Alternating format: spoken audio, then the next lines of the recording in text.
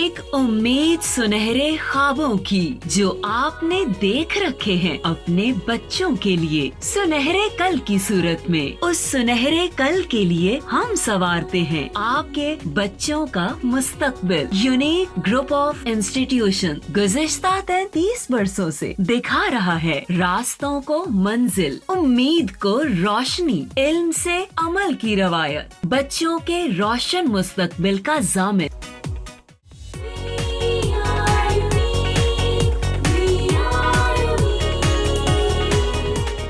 बिस्मिल्लाहिर्रहमानिर्रहीम। My name is Sobia Amin. 9th class के online lecture series के नेक्स्ट लेक्चर के साथ बेटा हम पढ़े हैं चैप्टर नंबर 4। चैप्टर नंबर 4 में आज हमने पढ़ना है सेंटर ऑफ ग्रेविटी। अगर मैं ज़रा प्रीवियस लेक्चर को थोड़ा रिन्यू करूँ तो प्रीवियस लेक्चर में बेटा हमने पढ़ा था centre of gravity, centre of mass, centre of gravity तो आज के लेक्चर में पढ़ना है। सेंटर ऑफ मैस क्या था बेटा? सेंटर ऑफ मैस किसी बॉडी का भी हो सकता है, किसी सिस्टम का भी हो सकता है। तो वहाँ पे हमने सिस्टम की बात की थी, तो फिर उसमें हमने कहा था कि सेंटर ऑफ मैस किसी सिस्टम का वो पॉइंट होता है जहाँ पे फोर्स के अप्लाई करने से बॉडी मूव तो करता है, रोटेट नहीं करता। उस पॉइंट को नाम क्या दिया गया था? Centre of mass. क्लियर है? तो आज हमने पढ़ना है centre of gravity. Centre of gravity जो है, इसमें गौर से देखिए बेटा कि ग्रेविटी में हम बात करते हैं उस ऑब्जेक्ट के वेट की। जैसे मेरा कोई ना कोई मैस है, मेरे ऊपर एक फोर्स ऑफ ग्रेविटी जो है वो एक्ट होती है और वो force of gravity her object को अट्रैक्ट करती है towards the centre of earth, क्योंकि अर्थ के इर्द गिर्द एक ग्रेविटेशनल फोर्स होती है। और आप लोगों को मैंने पहले भी डिस्कस किया था बेटा कि gravitational force is the fundamental force. 4 fundamental forces हैं जो कि इस यूनिवर्स में एग्जिस्ट करती हैं, जिसमें बात की थी हमने gravitational force is the fundamental force, weak nuclear force is the fundamental force, strong nuclear forces are the fundamental forces and electromagnetic force is the fundamental force। ठीक है, ये 4 forces fundamental force हैं। तो जो किसी भी ऑब्जेक्ट का जो वेट होता है ना, बेसिकली वो उस ऑब्जेक्ट के ऊपर एक्ट होने वाली वो फोर्स ऑफ ग्रेविटी होती है, जिससे अर्थ नियर बाय ऑब्जेक्ट्स को अट्रैक्ट करती है towards the centre of earth. और हमारी अर्थ के इर्द गिर्द एक ग्रेविटेशनल फोर्स जो एग्जिस्ट करती है, उसकी जो है बेटा स्पेसिफिक जो है एक फील्ड जो है उसके अंदर ये फोर्स जो है वो पाई जाती है। उस फील्ड से बियॉन्ड चले जाएं तो यूजुअली ये फोर्स जो है उन ऑब्जेक्ट्स के ऊपर इतनी सिग्निफिकेंट नहीं होती। तो जैसे हम बात करते हैं सैटेलाइट्स की, सैटेलाइट्स हमारी आउटर स्पेस से बाहर चली जाती हैं तो वो तो अट्रैक्ट नहीं होती। उसकी रीज़न क्या है कि जैसे जैसे हम अर्थ से ऊपर चलते जाते हैं तो ये वीक होना शुरू हो जाती है। और वीक कैसे होती है? जी की वैल्यू कम होना शुरू हो जाती है। और जी की वैल्यू मैंने आपको बात की थी ग्रेविटेशनल एक्सेलेरेशन है, और ग्रेविटेशनल एक्सेलेरेशन की वैल्यू अर्थ की सरफेस के ऊपर 10 मीटर पर सेकेंड स्क्वायर होती है। लेकिन जैसे जैसे हम अर्थ की सरफेस से ऊपर चलते जाएंगे तो जी की वैल्यू वेरी करती है। जी की वैल्यू वेरी करने से ऑब्जेक्ट का वेट भी वेरी करता है, यानी ऑब्जेक्ट का वेट एक जैसा नहीं रहता। अच्छा, अब सेंटर ऑफ ग्रेविटी की जब हम बात करते हैं ना बेटा, सेंटर ऑफ ग्रेविटी किसी भी बॉडी का वो पॉइंट होता है जहाँ पे उसका वेट एक्ट होता है वर्टिकली डाउनवर्ड। फॉर एग्जांपल बेटा, ये मेरे पास एक इर्रेगुलर शेप में रिजिड बॉडी है और हर रिजिड बॉडी कंपोज ऑफ है large number of small particles.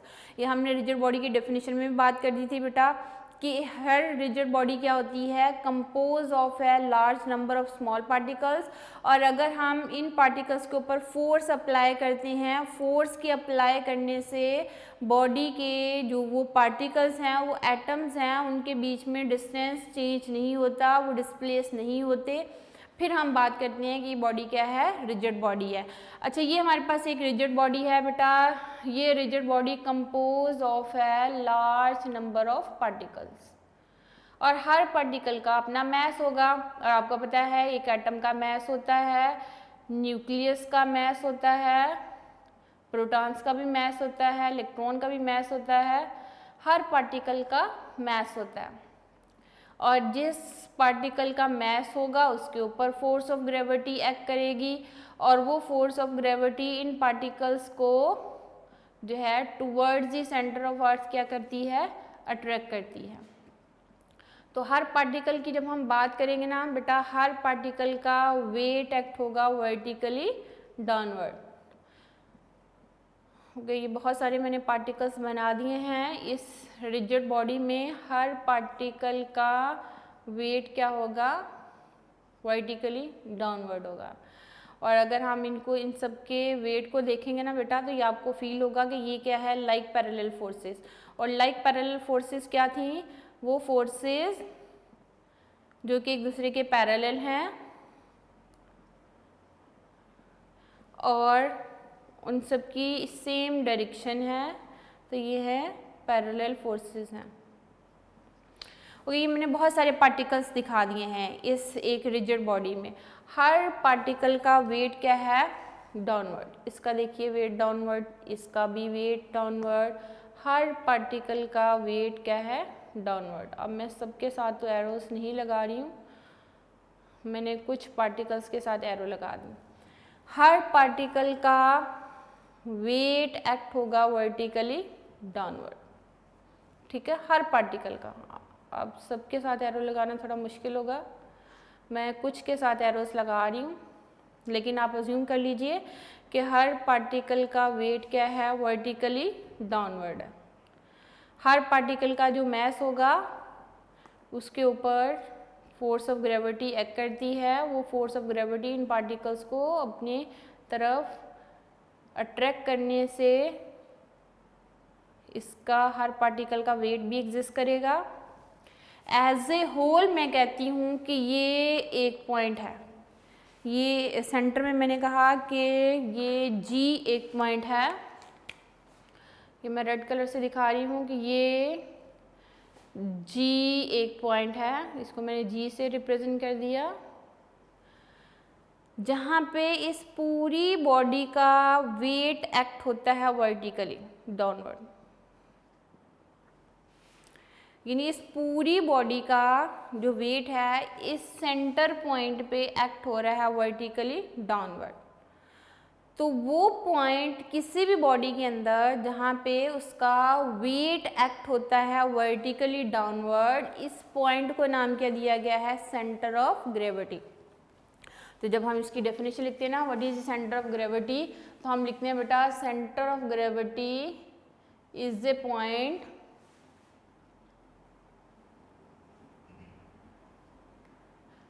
Centre of gravity of a body is a point where the whole weight of the body, where the whole weight of the body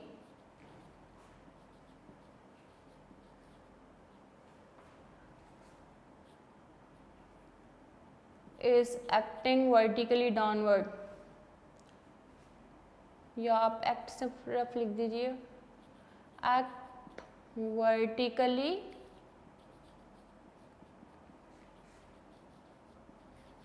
downward.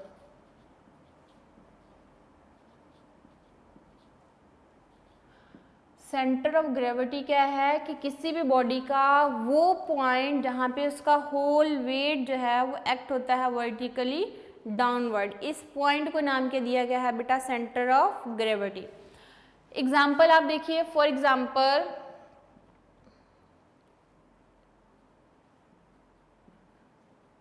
कुछ बेटा symmetrical objects होते हैं, कुछ non symmetrical objects होते हैं। जो symmetrical objects होते हैं ना, उनका तो हम सेंटर ऑफ ग्रेविटी बता सकते हैं। जैसे एक मेथड है वो मैं आपको बताती हूँ कि ये शेप है तो इसका सेंटर ऑफ ग्रेविटी यहाँ पे होगा, ये शेप है तो इसका सेंटर ऑफ ग्रेविटी यहाँ पे होगा। लेकिन जो है अगर इरेगुलर शेप है, नॉन सिमेट्रिकल ऑब्जेक्ट्स हैं, तो फिर उसका centre of gravity find out करने का अलग से मेथड है, वो भी आपको आज सिखाऊंगी कि उसका सेंटर ऑफ ग्रेविटी कैसे फाइंड आउट करते हैं।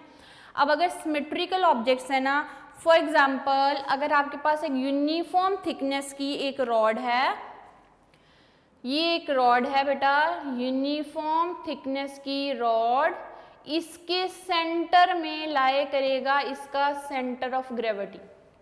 A uniform thickness rod has centre of gravity at its centre. ये एमसीक्यू भी पूछा जा सकता है बेटा। इसको मैं अगर वर्डिंग में लिख रही हूँ तो ये क्या लिखूंगी, a uniform thickness metre rod, uniform thickness metre rod has center of gravity at its center of gravity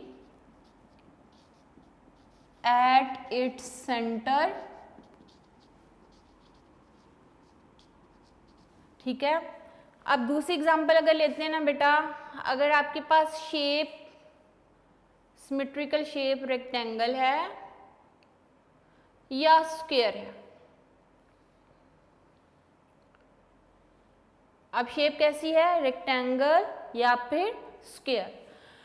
तो रेक्टेंगल या स्क्वायर के बेटा ये डायगोनल्स जहाँ एक दूसरे को इंटरसेक्ट करते हैं, यानी इनके डायगोनल्स जहाँ पे एक दूसरे को इंटरसेक्ट करेंगे वहाँ पे लाई करेगा इसका centre of gravity.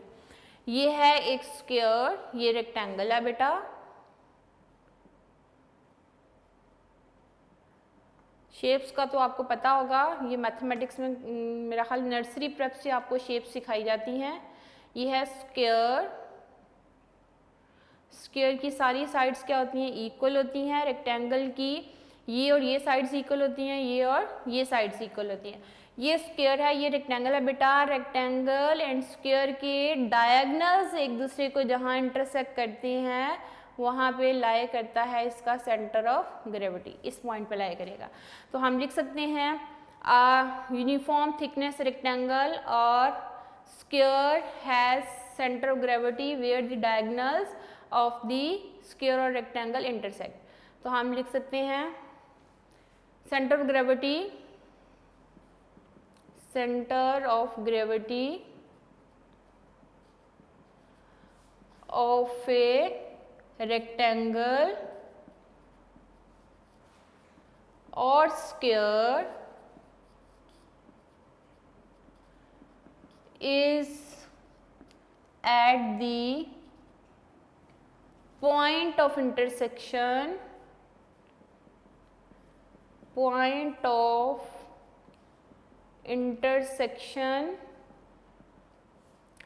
of its diagonals।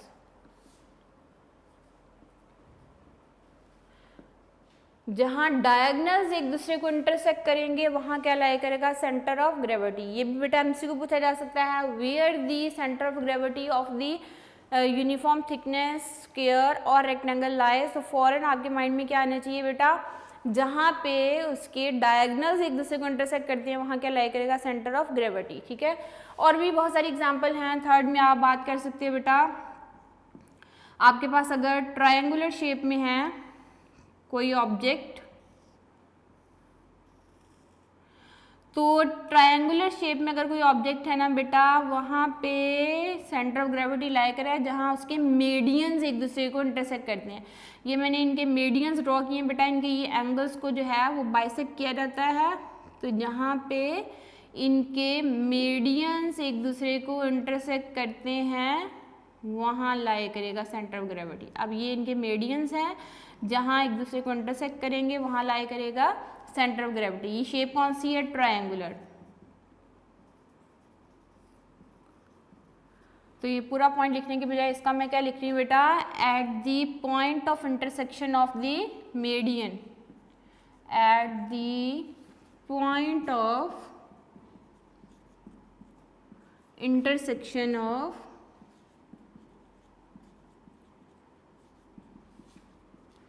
of its medians।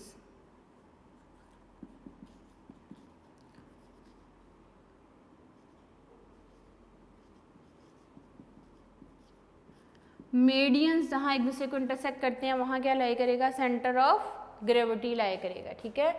अच्छा, अब अगर शेप बेटा आपके पास एक रिंग की शेप में है या एक स्फीयर की शेप में है, तो रिंग का जहाँ सेंटर होगा वहाँ लाई करेगा सेंटर ऑफ ग्रेविटी। अगर आपके पास एक सफ़ियर है बेटा, सफ़ियर का जहाँ सेंटर होगा ना वहाँ लाया करेगा सेंटर ऑफ ग्रेविटी। ये रिंग है, ये सफ़ियर है, और अगर आपके पास शेप सिलेंड्रिकल है ना, ये सिमेट्रिकल शेप है, ये सिलेंड्रिकल शेप है,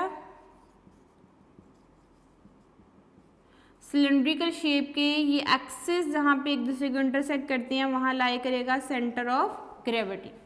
ये बेटा एग्जांपल्स हैं आपकी बुक में, एक येलो बॉक्स में एडिशनल इन्फॉर्मेशन में भी दी हुई हैं।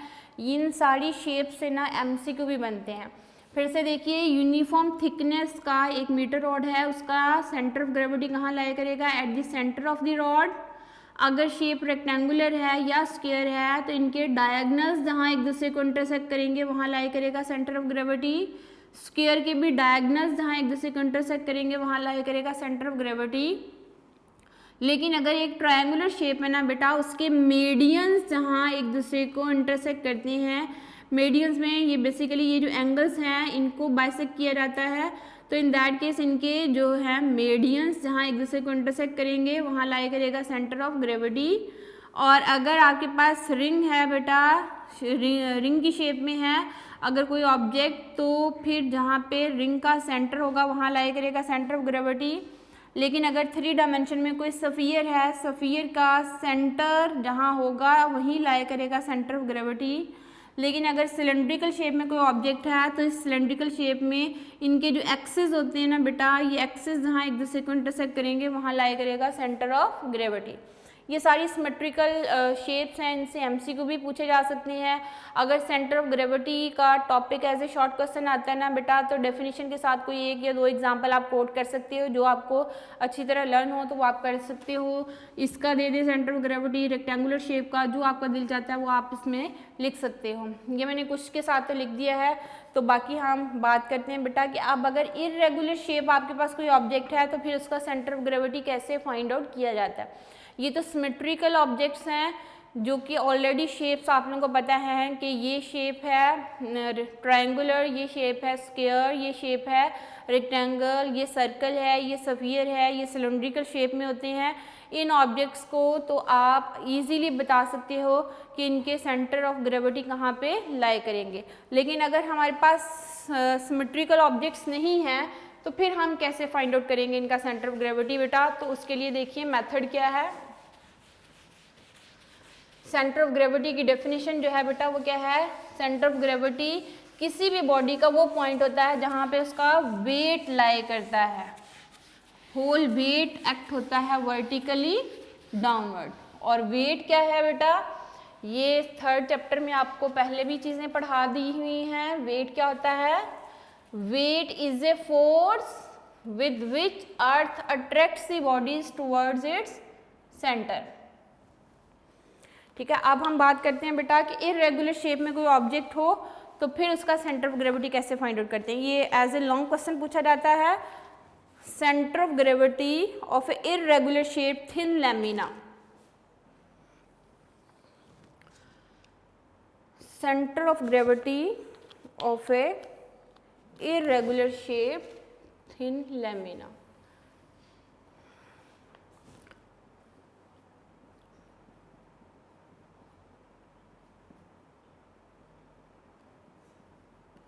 Center of gravity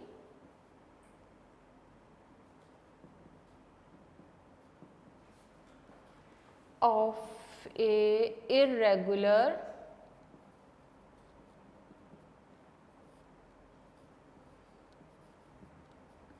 shape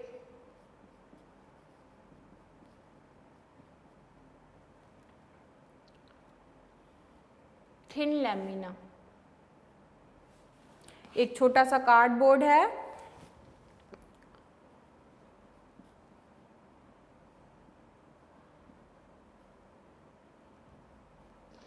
या कोई लकड़ी का टुकड़ा है,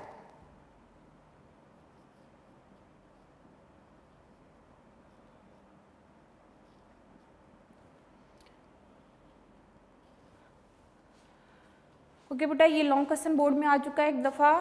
how can we find the centre of gravity of irregular shape thin lamina. Thin lamina का मतलब होगा बेटा कि आपके पास एक बहुत जो है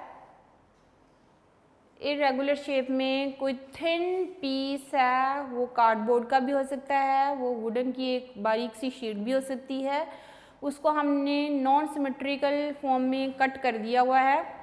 आपने इसका फाइंड क्या करना है, सेंटर ऑफ ग्रेविटी। अच्छा, किसी भी इर्रेगुलर शेप में अगर कोई ऑब्जेक्ट होता है ना बेटा, उसका centre of gravity find out करने के 2-3 मेथड्स होते हैं, लेकिन इसमें जो प्रॉपर मेथड है जो कि एक्सपेरिमेंट के ज़रिए से आप लोगों को अभी मैं एक्सप्लेन करती हूँ, इसका एक मेथड ये होता है ना बेटा कि आप पेंसिल की एक टिप लो, आप इस कार्ड बोर्ड को या इस पीस को आप इस टिप के ऊपर बैलेंस करो।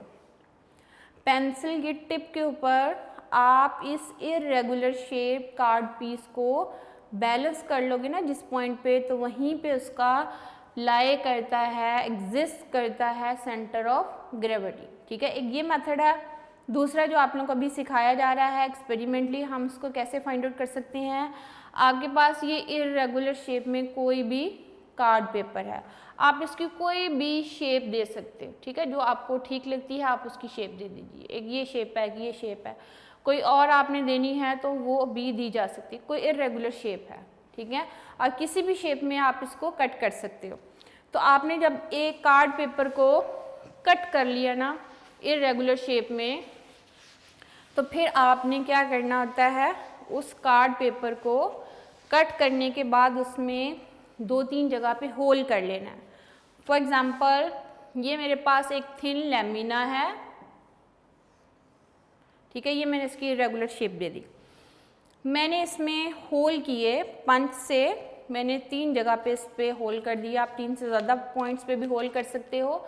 मैंने ये बेटा ए पॉइंट पे होल किया, फिर ये मैंने लिया है यहाँ पे जाके बी पॉइंट पे मैंने एक होल कर लिया है, फिर एक मैंने यहाँ सी पॉइंट पे होल कर लिया। ठीक है, ये 3 मेरे पास मैंने होल कर लिया। आप यहाँ भी कर सकते हो, जहाँ आपका दिल चाहता है आप वहाँ पे होल कर लीजिए।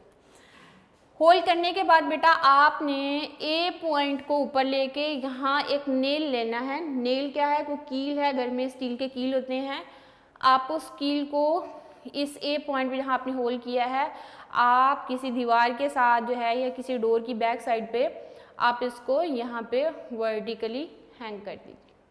ठीक है, इस कार्ड पेपर को, इस थिन लैमिना को आपने नेल की मदद से ए पॉइंट पे क्या कर देना है, इसको लटका देना है, सस्पेंड कर देना है। फिर आपने लेनी है plum line. Plum line, plum line क्या होती है बेटा, बेसिकली ये एक सिस्टम है जिसमें एक थ्रेड यूज होता है, ये है थ्रेड, और इस थ्रेड के साथ एक मेटल की छोटी सी बॉब, उसकी शेप थोड़ी जो है इस तरह ली जाती है। और अक्सर आपने देखा होगा कुछ बिल्डर्स होते हैं ना, बिल्डर्स जब कंस्ट्रक्शन करते हैं वो यूज़ कर रहे होते हैं वॉल्स की, वॉल क्या स्ट्रेट बन रही हैं कि नहीं बन रही, उनके बैलेंस को चेक करने के लिए उन्होंने यूँ स्ट्रिंग्स लगाई होती हैं। उन स्ट्रिंग के साथ उन्होंने यहाँ वर्टिकली 3-4 जगह पे ये प्लम लाइन लटकाई होती है। ठीक है, ये थ्रेड है, ये मेटल की बॉब है, मेटल बॉब।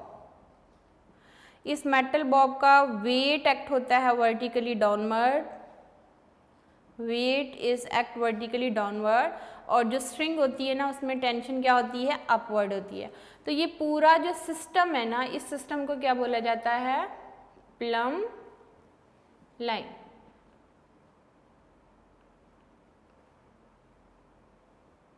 ठीक है, थ्रेड एंड मेटल बॉब का ये जो सिस्टम है ना, ये क्या कहलाता है, प्लम लाइन। अब आपने प्लम लाइन की मदद से centre of gravity find out करना है इस इर्रेगुलर शेप थिन लैमिना का।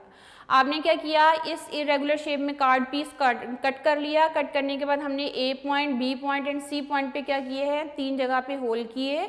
होल करने के बाद हमने क्या किया है, ए पॉइंट पे एक नेल लगाया, एक कील लगाया, यूँ समझ लीजिए कि ये मेरे पास एक नेल है, मैंने ए पॉइंट पे यूँ जो है इसको फिक्स किया, और इसके बीच में ये है कार्ड पेपर, वो थिन लैमिना है। ये इजीली जो है यहाँ फ्रीली मूव कर सकता है इस नेल के अक्रॉस।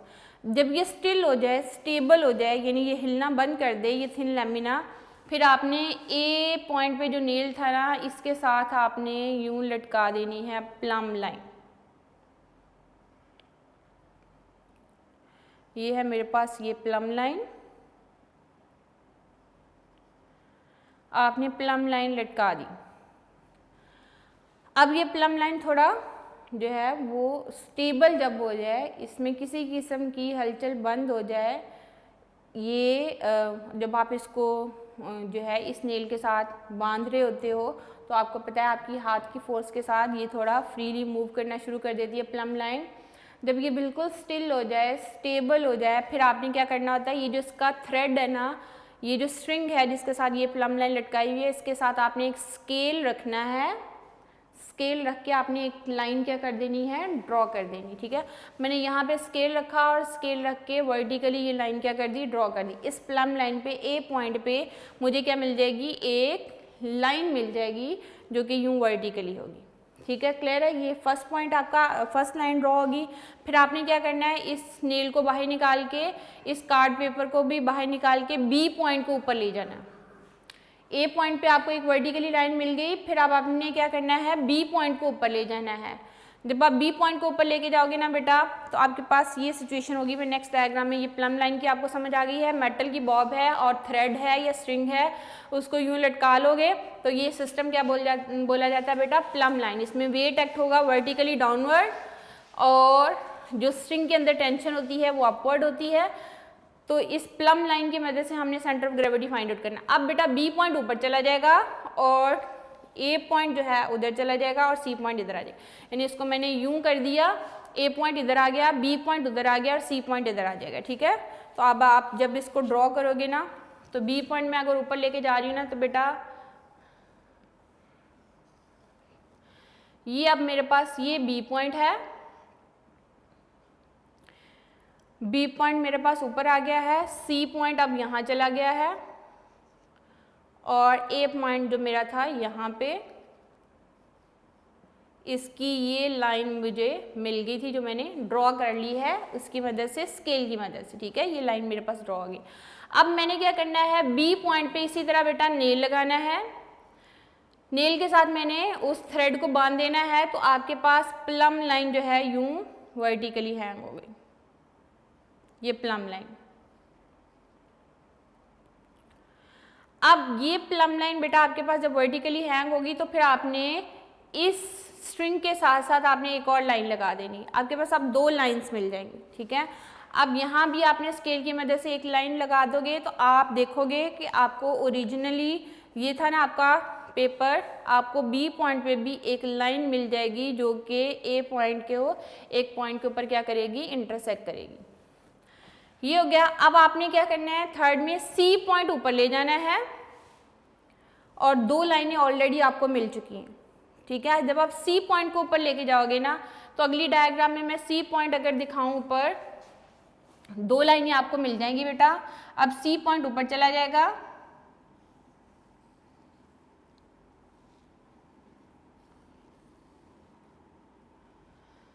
ये है मेरे पास अब सी पॉइंट, ये अब आ जाएगा बेटा मेरे पास बी पॉइंट और ए पॉइंट इधर चला गया।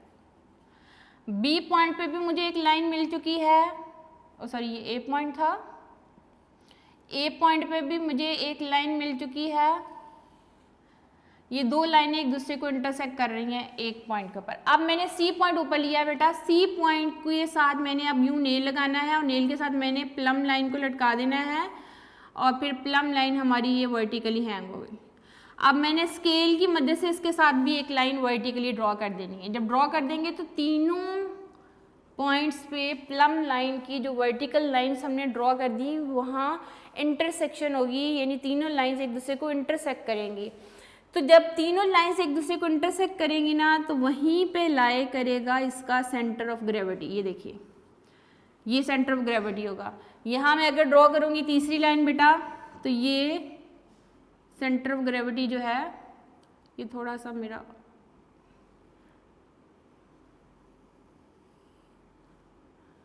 लाइन स्केल से लगाओगे ना बिल्कुल सीधी आएंगी। ये सी पॉइंट से बेटा इंटरसेक्शन होगी, तो ये सारी लाइंस जिस पॉइंट के ऊपर एक दूसरे को इंटरसेक्ट करेंगी वहाँ क्या लाई करेगा, उसका सेंटर ऑफ ग्रेविटी। तो इर्रेगुलर शेप में कोई भी ऑब्जेक्ट आपके पास हो तो हम प्लम लाइन की मदद से उसके सेंटर ऑफ ग्रेविटी को क्या कर सकते हैं, फाइंड आउट कर सकते हैं। चलिए, अगर आपको बोर्ड के ऊपर चूंकि 2 डायमेंशन में चीज़ें होती हैं तो आपको बात क्लियर नहीं होती। ये मेरे पास है, समझ लीजिए कि इर्रेगुलर शेप में मैंने एक कार्ड पीस क्या कर लिया, कट कर लिया। मैंने यहाँ पे होल किया, एक यहाँ पे होल कर लिया है और एक यहाँ पे होल कर लिया। पहले मैं इस होल के साथ जो है यूं हैंग कर दूंगी अपना ये इर्रेगुलर शेप में जो थिन लैमिना, ठीक है। फिर जहाँ नेल है ना, यहीं पे साथ मैंने लटका देनी है एक प्लम लाइन। तो प्लम लाइन जब स्टेबल हो जाए तो आपने उस थ्रेड के साथ यूं स्केल रखना है और एक लाइन ड्रॉ कर देनी, ठीक है। ये फर्स्ट लाइन मिल जाएगी। फिर आप बी पॉइंट को ऊपर ले जाइए यूं, और फिर यहाँ पे आपने नेल के साथ अब प्लम लाइन को लटका दीजिए, और जब प्लम लाइन स्टेबल हो जाए तो स्केल की मदद से उस थ्रेड के साथ, उस स्ट्रिंग के साथ आपने वर्टिकल लाइन ड्रॉ कर देनी। अब 2 लाइन एक दूसरे को इंटरसेक्ट करेंगी। फिर सी पॉइंट पे आप ले आइए, सी पॉइंट को ऊपर लेके जाएंगे और उसको यूं हैंग कर दीजिए इर्रेगुलर शेप लैमिना को, और फिर आप यहाँ पे प्लम लाइन लटकाइए, और प्लम लाइन में जब वो प्लम लाइन स्टेबल हो जाए ना तो फिर आपने उसकी थ्रेड के साथ स्केल रखना है और स्केल के साथ आपने लाइन को क्या कर देना, ड्रॉ कर देना। अब 3 पॉइंट हमने लिए थे, तीनों पॉइंट पे जो 3 लाइंस हमें मिली हैं वो तीनों लाइंस ने जिस पॉइंट पे एक दूसरे को इंटरसेक्ट किया वहीं पे उस इर्रेगुलर शेप ऑब्जेक्ट का क्या लाई करेगा, सेंटर ऑफ ग्रेविटी लाई करेगा। तो हम इस मेथड के ज़रिए से किसी भी ऑब्जेक्ट का सेंटर ऑफ ग्रेविटी क्या कर सकते हैं, फाइंड आउट कर सकते हैं। आप किसी भी शेप को ले लीजिए, जिस तरह का मर्जी कार्ड पीस कट कर लीजिए, आप प्लम लाइन की मदद से उसका सेंटर ऑफ ग्रेविटी क्या कर सकते हैं, फाइंड आउट कर सकते हैं। ये एक्सपेरिमेंट खुद भी करके देखा जा सकता है। या दूसरा मेथड क्या होता है बेटा कि आप इस कार्ड पेपर को लो और लेड पेंसिल ले लीजिए या कोई पेन ले लीजिए, उसकी टिप के ऊपर बैलेंस करना है, ठीक है। आप उस कार्ड पेपर को इस टिप के ऊपर बैलेंस करो, जिस पॉइंट पे बैलेंस हो जाएगा ना वो कार्ड पेपर, उस पॉइंट पे क्या लाई करेगा, उसका सेंटर ऑफ ग्रेविटी। यानी ये वो पॉइंट होगा जहाँ पे उस ऑब्जेक्ट का उस इर्रेगुलर शेप, अनसिमेट्रिकल शेप या नॉन सिमेट्रिकल शेप ऑब्जेक्ट का सेंटर ऑफ ग्रेविटी लाई करेगा। और सेंटर ऑफ ग्रेविटी क्या होता है, किसी भी बॉडी का वो पॉइंट जहाँ पे उसका होल वेट एक्ट होता है वर्टिकली डाउनवर्ड, उस पॉइंट को क्या बोला जाता है बेटा, सेंटर ऑफ ग्रेविटी कहा जाता है, ठीक है। तो आज जो हमने पढ़ा है वो क्या है, centre of gravity. Centre of gravity क्या है बेटा, सेंटर का मतलब पॉइंट, ग्रेविटी का मतलब क्या होगा, उस पॉइंट के ऊपर उसका वेट एक्ट होता है वर्टिकली डाउनवर्ड। और वेट क्या होता है बेटा, ये वेट जो है वो बेसिकली एक फोर्स है, फोर्स ऑफ ग्रेविटी है जो कि ऑब्जेक्ट के ऊपर एक्ट होती है। आप यहाँ पे खड़े हो, आपके ऊपर भी फोर्स ऑफ ग्रेविटी एक्ट होती है, जितना आपका वेट होगा उसके equivalent he force of gravity जो है वो आपके ऊपर एक्ट होती है वर्टिकली डाउनवर्ड। कोई भी पार्टिकल ले लो, कोई भी चीज़ ले लो, हर पार्टिकल जिसका मैस होगा उसके ऊपर फोर्स ऑफ ग्रेविटी क्या होती है, एक्ट होती है, ठीक है। अब हमने एज्यूम किया बेटा कि ये आपके पास एक रिजिड बॉडी है, this body is compose of large number of small particles. Her particle का वेट है वर्टिकली डाउनवर्ड, इस पार्टिकल का वेट वर्टिकली डाउनवर्ड। ये सारी बेसिकली लाइक पैरेलल फोर्सेस हैं, और कलेक्टिवली हम बोलते हैं, कलेक्टिवली हमने कहा कि इस पूरी रिजिड बॉडी का ये एक पार्टिकल का वेट है, ठीक है। ये एक एक पार्टिकल जो जिसको हम एटम कंसिडर करेंगे उसका वेट है vertically downward. As a whole इस पूरी बॉडी का वेट, मैंने कहा इसके सेंटर में जहाँ मैंने जी लिखा है यहाँ एक्ट होता है वर्टिकली डाउनवर्ड, तो इस रिजिड बॉडी का सेंटर ऑफ ग्रेविटी यहाँ पे लाई करेगा, ठीक है। अब सेंटर ऑफ ग्रेविटी की डेफिनेशन हमने क्या लिखी है, centre of gravity of a body is a point where the whole weight of the body act vertically downward.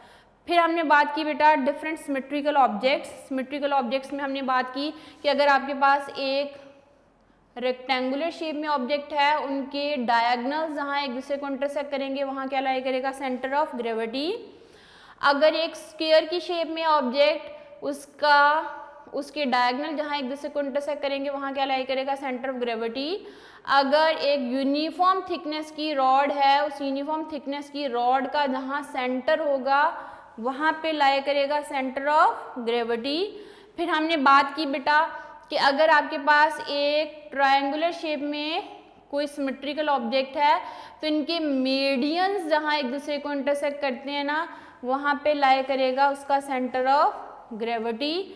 फिर हमने बात की कि अगर आपके पास कोई रिंग की शेप में ऑब्जेक्ट है, सर्कुलर शेप में कोई ऑब्जेक्ट है, उसका जहाँ सेंटर होगा वहाँ लाई करेगा सेंटर ऑफ ग्रेविटी।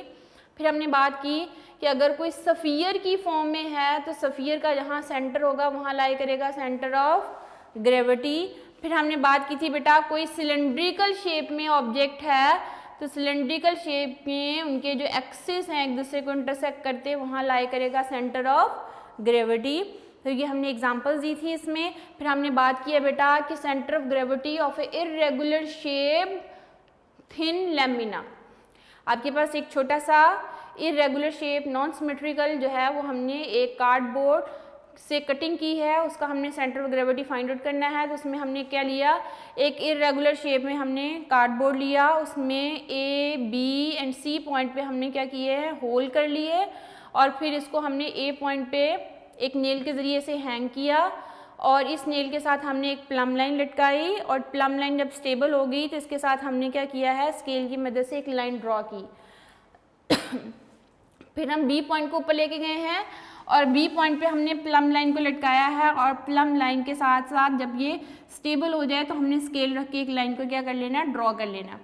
फिर हम बेटा सी पॉइंट को ऊपर लेके जाएंगे और सी पॉइंट के साथ हमने इस प्लम लाइन को लटकाया और फिर जब ये स्टेबल हो जाएगा तो हम इसके साथ क्या कर लेंगे, एक लाइन ड्रॉ कर लेंगे। तो ये जब तीनों लाइंस एक दूसरे को इंटरसेक्ट करेंगे जिस पॉइंट पे वहाँ लाई करेगा उसका सेंटर ऑफ ग्रेविटी। तो इस मेथड से हम सेंटर ऑफ ग्रेविटी को क्या कर सकते हैं, फाइंड आउट कर सकते हैं। यह बेटा आज का हमारा टॉपिक सेंटर ऑफ ग्रेविटी, इसको लर्न कीजिए एज ए शॉर्ट आए तो ये बस 2 लाइनें लिख दें, कोई एक एग्जाम्पल दे दें या 2 एग्जाम्पल कोड कर दें। लॉन्ग आए तो ये डायग्राम के साथ इस एक्सपेरिमेंट को क्या करना है, एक्सप्लेन करना है। तो इसको लर्न कीजिए, अपना ख्याल रखें, साथ साथ लर्निंग कीजिए। आपका 50% सिलेबस इंशाल्लाह कंप्लीट होने वाला है, थोड़ा सा ही काम रह गया है। तो उसके बाद फिर हम जो चीज़ें आप लोग रीन्यू कराना चाहते हो फिर उनके लेक्चर्स आप लोगों को डिलीवर करेंगे। अपना ख्याल रखिए, अल्लाह हाफ़िज़।